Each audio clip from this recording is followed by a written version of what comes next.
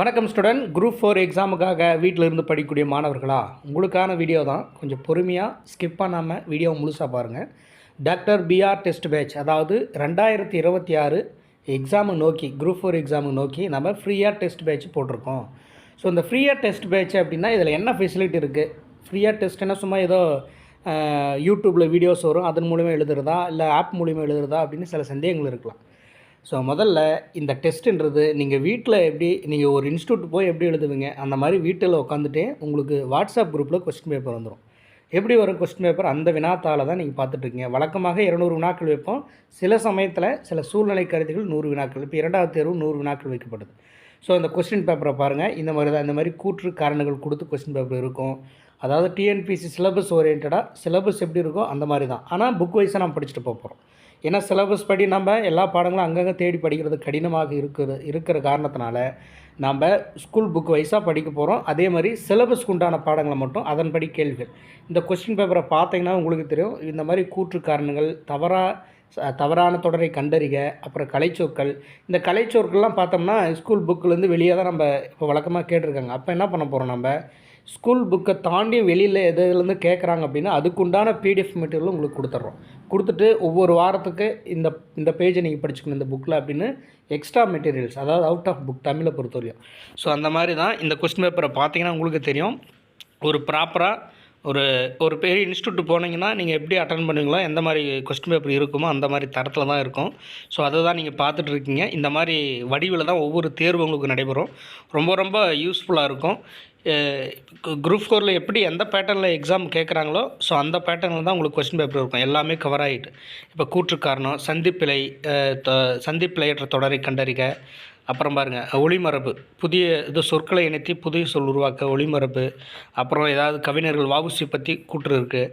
So அந்த மாதிரி ஒவ்வொன்றும் உங்களுக்கு வேலுநாச்சர்னா வேலுநாச்சர் கீழ்கண்டவற்றில் தவறான தொடரை கண்டுபிடிக்க. ஸோ அந்த மாதிரி இந்த கொஸ்டின் பேப்பரை பார்த்தீங்கன்னாவே உங்களுக்கு தெரியும். ரொம்ப கொஞ்சம் நல்லா தரமான ஒரு கொஸ்டின் பேப்பராக இருக்கும். ஆனால் இருந்தாலும் ஃப்ரீயாக பண்ணுறாங்க அப்படின்றதுனால சும்மா ஏனாத்தரன் வைக்க போகிறதில்ல. ப்ராப்பராக என்ன டெஸ்ட்டு எப்படி நடக்கணுமோ, எந்த அளவுக்கு டஃப்பாக உங்களுக்கு கொடுத்தா யூஸ்ஃபுல்லாக இருக்குமோ அப்படின்ற மாதிரி இண்டிவிஜுவலாக உங்களுக்கு கொஸ்டின் பேப்பரை தயார் செஞ்சு ஒவ்வொரு வாரமும் உங்களுக்கு அழகாக ஞாயிற்றுக்கிழமை தேர்வு வைக்க போகிறோம். இது வந்து ஜிகே கொஸ்டின் பேப்பரை பார்க்குறீங்க. ஸோ இந்த டெஸ்ட் பேட்ச்சு எப்படி நடக்கும்? இப்போ கொஸ்டின் பேப்பரை பார்த்துட்டீங்க. கொஸ்டின் பேப்பர் இப்படி தான் இருக்கும். அதே மாதிரி இதுக்கு எப்படி நம்ம தயாராகிறது அப்படின்ற ஒரு கேள்வி இருக்குல்ல. ஸோ எதன்படி படிக்கணும், வாரானா எப்படி நாம் படிக்கணும், எதை நீங்கள் எப்படி சொல்லுவீங்க அப்படின்னு ஒரு கேள்விகள் இருக்குது உங்களுக்கு. இப்போ நீங்கள் பார்த்துட்டு தான் இந்த டெஸ்ட் பேட்சினுடைய ஷெடியூல். இப்போ இந்த டெஸ்ட் எழுதுறீங்கன்னா முறைப்படி அதற்கு ஷெடியூல். இப்போ பார்த்தா டெஸ்ட் எப்படின்னா செப்டம்பர் 14 ஸ்டார்ட் ஆயிடுச்சு. ஆல்ரெடி 4 டெஸ்ட் முடிஞ்சிருக்கு. இருந்தாலும் இப்போ தான் ஆரம்பம் என்பதால் இனிமேல் தான் நம்ம டெஸ்ட் எழுத போகிறோம். ஒரு வருஷத்துக்கு நம்ம, அதாவது அடுத்த வருஷம் ஜூலை 26 வரைக்கும் நான் ஸ்பெசிஃபிக்காக ஒரு பிளான் பண்ணியிருக்கேன். ஆனால் அதையும் தாண்டி போகும். எக்ஸாம் எந்த அளவுக்கு தள்ளி போகுதோ, எப்போ எக்ஸாம் இருக்குதோ அது வரைக்கும் உங்களுக்கு டெஸ்ட் நடத்தப்படும். மொத்தம் வந்து நாம் ஃபிக்ஸ் பண்ணுறது 45 தேர்வுக்கு மேலே 9000 வினாக்கள் அடங்கும். மொத்தம் 9 ரிவிஷன் டெஸ்ட்டு. அதே மாதிரி இந்த இதிலெல்லாம் ரீட் பண்ணிங்கன்னா உங்களுக்கு தெரியும் அந்த ஷெடியூலை. அந்த ஷெடியூலில் பாருங்கள். முதல் டெஸ்ட் எப்படி இருக்குன்னா ஞாயிற்றுக்கிழமை 6 மணிக்கு நடக்கும். தமிழ் என்னென்ன, 6th தமிழ் நியூ புக், இயல் 1, 2, 3, 4, 5. அதே மாதிரி அவுட் ஆஃப் புக் தமிழ்லேருந்து கேட்க போகிறோம். டிஎன்பிசி கலைச்சொற்கள், பழமொழி 400, மரபுத்தொடர். அந்த கலைச்சொற்களில் பேஜ் நம்பர் 1லேருந்து 20 வரைக்கும் முதல் டெஸ்ட்டு. அதேமாதிரி பழமொழி 400ல் 1லேருந்து 20 வரைக்கும் முதல் டெஸ்ட்டுக்கு. அதேமாதிரி மரபுத்தொடரில் 3, 4, 5. இந்த அவுட் ஆஃப் புக்கு உண்டான மெட்டீரியல்ஸும் உங்களுக்கு அனுப்பிவிடுறோம் வாட்ஸ்அப் குரூப்பில். நீங்கள் ஜாயின் பண்ணிட்டீங்க அப்படின்னா உங்களுக்கு இந்த மெட்டீரியல் அனுப்பிட்டு இதை நீங்கள் எக்ஸ்ட்ரா படிச்சுக்கணும். அதேமாதிரி ஜிகேவில் பார்த்தோம்னா சயின்ஸு, சோஷியல் சயின்ஸு. இப்போ நம்மளுக்கு என்ன சிலபஸில் இப்போ வரலாறு, புவியியல், குடிமியல், இதில் வந்து சிலபஸ்க்கு உண்டான பாடங்கள் எதுவோ அதை நான் டிக் பண்ணி கொடுத்துருவேன். அது என்னென்ன லெசன்னு சொல்லிட்டேன். வரலாறில் பாருங்கள், ஃபஸ்ட் டைமில் லெசன் 3, 4 இது சிலபஸ்க்கு உண்டானது. அதை நீங்கள் படிச்சுக்கணும் இந்த டெஸ்ட்டுக்கு. ஸோ அதே மாதிரி எக்ஸ்ட்ரா பாலிட்டிக்ஸும் ஹையர் செகண்டரி நம்ம அப்படியே ஜாயின் பண்ணிட்டு போகிறோம். நடப்பு நிகழ்வுகளும் தினமணி நாதில் டெய்லியும் உங்களுக்கு நான் குரூப்பில் சென்ட் பண்ணிடுவோம். ஸோ அதை படித்தாலும் சரி, இல்லை எக்ஸ்ட்ரா நீங்கள் வெளியில் இது படித்தாலும் சரி. அதே மாதிரி மேக்ஸும் அதே மாதிரி பேசிக்கில் முதல்ல பேசிக் எழுத போகிறோம். போக போக பின்னாடி நம்ம இன்னும் எத்தனையோ 45 தேர்வுகள் எழுத போகிறோம். அப்போ கடைசியில் வரும்போது நம்ம அப்படியே தனித்தனியாக, இப்போ தனி வட்டி தனியாக அப்படி கொடுக்க போகிறோம். அடுத்தது எல்சிஎம், ஹச்சிசிஎஃப் தனித்தனியாக. இப்போ வந்து பேசிக்காக கற்றுக்கணுன்றதுனால இப்போ ஸ்டார்டிங் டெஸ்ட்லாம் பேசிக் அந்த மாதிரி. இது செகண்ட் டெஸ்ட்டு. அதே மாதிரி ஞாயிற்றுக்கிழமை 6 மணிக்கு அதே மாதிரி தான். ஒவ்வொரு வாரமும் இந்த மாதிரி தான் நீங்கள் அதே மாதிரி 4 டெஸ்ட்டு முடிஞ்சதுக்கப்புறம் இப்போ டெஸ்ட் 4 வந்துருச்சுங்களா, 5வது டெஸ்ட்டுன்றது ரிவிஷன் டெஸ்ட். அந்த 4 டெஸ்ட்டு நீங்கள் என்ன பாடங்கள் நீங்கள் படிச்சிருக்கீங்களோ அதை வந்து ஒரு வாரம் ரிவிஷன் பண்ணிவிட்டு அதுக்கு ஒரு ரிவிஷன் டெஸ்ட். இந்த மாதிரி ஒவ்வொரு 4 தேர்வுகளுக்கும் ஒரு ரிவிஷன் டெஸ்ட்டு. மொத்தம் ஒரு மாதத்துக்கு உண்டான ஷெட்யூல் தான் கொடுத்துருப்பேன். அவ்வளோதான். இப்போ நெக்ஸ்ட் வீக்கில் இந்த வீக்கில் நான் அடுத்து மீதி இருக்கிற ஷெட்யூல் அப்டேட் பண்ணி வாட்ஸ்அப் குரூப்பில் அனுப்பிடுவேன். ஸோ இதுதான் ஷெட்யூல். இந்த ஷெட்யூல் படி தான் நம்ம என்ன பண்ண போகிறோம், டெஸ்ட்டை ஃபாலோ பண்ண போகிறோம். ஓகேங்களா? அப்புறம் டெஸ்ட்டு எப்படி நடக்கும் அப்படின்னு ஒரு கேள்வி இருக்கும். இப்போ வந்து கொஸ்டின் பேப்பர் எப்படி இருக்குன்னு பார்த்துட்டிங்க. ஸோ எதுக்கு எப்படி நம்ம ஒவ்வொரு வாரமும் டெஸ்ட்டுக்கு எதை பார்த்து நம்ம தயாராகணும், அதுக்கு என்ன பண்ணுங்கிறதுக்கும் விளக்கம் கொடுத்துட்டேன். இப்போ டெஸ்ட்டெல்லாம் எப்படி நடக்கும் அப்படின்ற ஒரு கேள்வி உங்களுக்கு இருக்குல்ல. ஸோ அதை சொல்கிறேன், தெளிவாக கவனிங்க. இப்போ நீங்கள் இந்த டெஸ்ட் பேட்சில் ஜாயின் பண்ணிட்டீங்க அப்படின்னா, அதாவது பாருங்கள், இது வாட்ஸ்அப் குரூப். இது நீங்கள் பார்க்குறதா வாட்ஸ்அப் குரூப். இந்த வாட்ஸ்அப் குரூப்பில் ஆல்ரெடி 263 ஸ்டூடெண்ட்ஸ் வந்து ஜாயின் பண்ணிட்டாங்க. ஸோ இந்த மாதிரி நீங்கள் வாட்ஸ்அப் குரூப்பில் ஜாயின் பண்ணிட்டீங்கன்னா, ஜாயின் பண்ணதுக்கப்புறம் இந்த மாதிரி இந்த குரூப்பில் தான் உங்களுக்கு என்ன வரும், கொஸ்டின் பேப்பரை இந்த மாதிரி பிடிஎஃபாக சென்ட் பண்ணியிருப்பேன். இப்போ பாருங்கள், கரெக்டாக வந்து இந்த question paper second test question பேப்பரை சென்ட் பண்ணிட்டேன்னா, அதுக்கப்புறம் அட்டண்டன்ஸ் ப்ரெசென்ட் ஆப்ஷன் போட்டுறாங்க. அதுக்கப்புறம் கரெக்டாக ஒரு 3 மணி நேரம் என்ன டைம் நான் கொஸ்டின் பேப்பர் சென்ட் பண்ணிவிட்டு ஒரு 3 மணி நேரம் டைம் கொடுப்பேன். அந்த 3 மணி நேரம் கழித்து உடனே உங்களுக்கு கீயும் ரிலீஸ் ஆகிடும். கீ ரிலீஸ் ஆனதுக்கப்புறம் இந்த குரூப்பை ஓப்பன் விட்டுருவோம். அதுக்கப்புறம் இந்த டெஸ்ட்டை அட்டன் பண்ணிவிட்டு நான் கீ விட்டேன்ல, அந்த கீயெல்லாம் செக் பண்ணிவிட்டு அதுக்கப்புறம் இந்த மாதிரி வீட்டிலலாம் ஒவ்வொருத்தரும் உட்காந்து இந்த மாதிரி அட்டன் பண்ணிடுவாங்க. அட்டன் பண்ணிவிட்டு அந்த கீயை செக் பண்ணி ஆன்சர்ஸ் எவ்வளோ வருது அப்படின்றத பார்த்துட்டு டோட்டலாக ஸ்கோர் பண்ணி, இப்போ ஒவ்வொரு ஆன்சர் ஷீட்லேயும் எவ்வளோ மார்க் வருது பாருங்கள். 74க்கு 100க்கு 74 எடுத்திருக்காங்க. ஸோ இந்த மாதிரி ஒவ்வொருத்தரும் எழுதி அனுப்பணும். இதுதான் டெஸ்ட்டு நடக்கிற ப்ரொசீஜர்.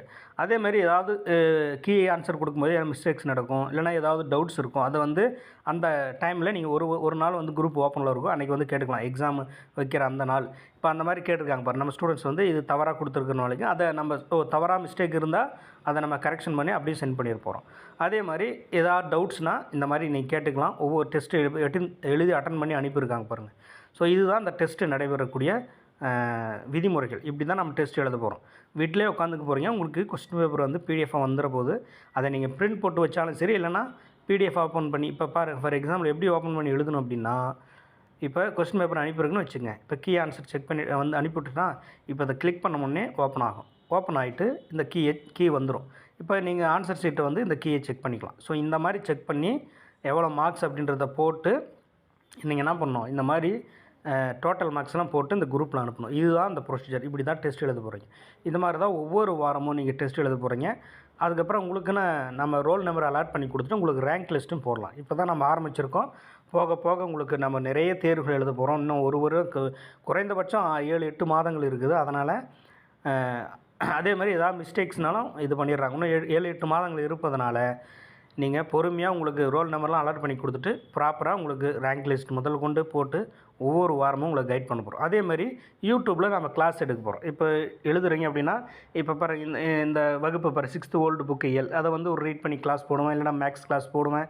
ஸோ அந்த மாதிரி ஏதாவது ஒன்று உங்களுக்கு யூடியூப் மூலியமாக வகுப்புகள் வந்துகிட்டே இருக்கும். அப்படியே அந்தந்த கைடன்ஸ். ஆனால் நீங்கள் தான் படிக்கணும். மெயின் கிளாஸ்ன்றது வந்து சும்மா ஒரு சப்போர்ட்டு தான், ஒரு ஐடியாஸ் தான். ஆனால் நீங்கள் முழுசாக ஒவ்வொரு வாரம் நான் என்னன்னு கொடுத்துட்டேன்ல அந்த ஷெட்யூலை படிக்கிறீங்க.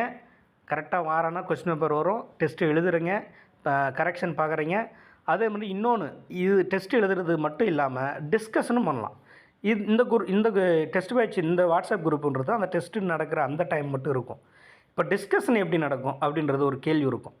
அது என்னன்னு பாருங்கள். இப்போ நீங்கள் பார்த்துட்ருக்க இந்த குரூப் தான் டிஸ்கஷன் குரூப். அதாவது doctor PR batch discussion group.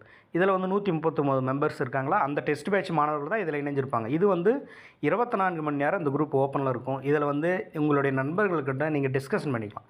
ஏதாவது கொஸ்டின்ஸ்னாலும் கேட்டு ஒருவருக்கு அந்த கொஸ்டின்ஸ் கேட்டு போர் அடிக்கும்போது படிச்சுக்கலாம். அதேமாதிரி ஏதாவது டவுட்ஸ்னால் அதில் கேட்டுக்கலாம். கிளாரிஃபிகேஷன் பண்ணுவாங்க ஸ்டூடெண்ட்ஸு. ஏதாவது மெட்டீரியல்ஸை பகிர்ந்து விடுவாங்க. இந்த மாதிரி மெட்டீரியல்ஸு, ஏதாவது எக்ஸ்ட்ரா மெட்டீரியல்ஸு, அது ரொம்ப பயனுள்ளதாக இருக்கும். நம்ம என்ன தான் படித்தாலும் படிக்க போகிறோம். தனியாக படிக்கிறவங்களுக்கு நம்ம படித்ததை யாருக்குன்னா சொல்லி காட்டலாம், யாருக்குன்னா கேள்விகள் கேட்கலாம். அந்த மாதிரி டிஸ்கஷன் பண்ணும்போது அதே கொஸ்டின்ஸ் வந்து அங்கே வரும் எக்ஸாம் ஹாலில்.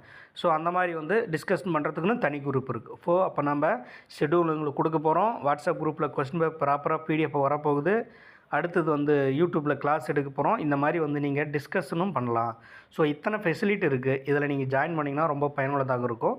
இதுக்கு ஒன்றும் இல்லை, ஒரே ஒரு ₹100 என்ட்ரி ஃபீஸு பே பண்ணிவிட்டு நீங்கள் ஜாயின் பண்ணிக்கலாம். இந்த என்ட்ரி ஃபீஸுன்றது எதற்காக அப்படின்னா, உண்மையாலுமே படிக்க வரவங்க கண்டிப்பாக அந்த ₹100 மதித்து ஜாயின் பண்ணி அதை பே பண்ணிவிட்டு ஜாயின் பண்ணுவாங்க. சும்மா வந்து ஏனாத்தாரன் வரவங்க சும்மா ஃப்ரீயாக குரூப்பில் அலோவ் பண்ணிவிட்டால் அவங்க எழுதுவாங்க, எழுதாத போவாங்க. விருப்பம் இல்லாத சும்மா வந்து கொடுத்துட்டு போகலாம், நாமளும் ஜாயின் பண்ணலான்னு வருவாங்க. ஆனால் உண்மையாலுமே ரூ. 100 கட்டுறவங்க தான் ஒரு நம்ம ₹100 செலவு பண்ணுறதுக்காக. அதனால் கண்டிப்பாக படிக்கணும்னு ஆர்வமாக இருக்கிற மாணவர்கள் தான் அந்த ₹100 அவங்க நம்மளுக்கு பே பண்ணிவிட்டு ஜாயின் பண்ணணும். அதுக்காக அந்த ₹100 என்ட்ரி ஃபீஸ். ஸோ இது ஜாயின் பண்ணிட்டு இதில் ஜாயின் பண்ணிங்கன்னா ரொம்ப பயனுள்ளதாக இருக்கும். அடுத்து குரூப் 4 வரைக்கும் எக்ஸாம் எழுத போகிறோம். உங்களுடைய நண்பர்கள் யாராக இருந்தாலும் இது பகிர்ந்து விடுங்க. குறிப்பாக ஏழை எளிய மாணவர்கள், ஹவுஸ் ஒய்ஃபாக இருக்கிறவங்க, ஒரு 5000 6000 இப்போ இன்ஸ்டியூட் போய் கட்ட முடியாது இருக்கிறவங்க எல்லாருமே ஜாயின் பண்ணி இதை பயன்படுத்திக்கோங்க. மிகப்பெரிய வாய்ப்பு. லாஸ்ட் டேட் இன்னும் 2-3 நாட்களில் க்ளோஸ் பண்ண போகிறோம். இன்னும் 3 நாட்களில் தான். இந்த வாரத்தில் ஃபஸ்ட்டு ரிவிஷன் டெஸ்ட் வருது. அதுக்குள்ளே ஜாயின் பண்ணிட்டீங்கன்னா அடுத்து வந்து உங்களுக்கு இந்த டெஸ்ட் பேட்சை க்ளோஸ் பண்ண போகிறோம். ஸோ அதனால் உடனடியாக இணைந்து கொள்ளுங்கள். உங்களுடைய நண்பர்களுக்கு இதை பகிர்ந்து விடுங்க. ரொம்ப பயனுள்ளதாக இருக்கும். நன்றி, வணக்கம்.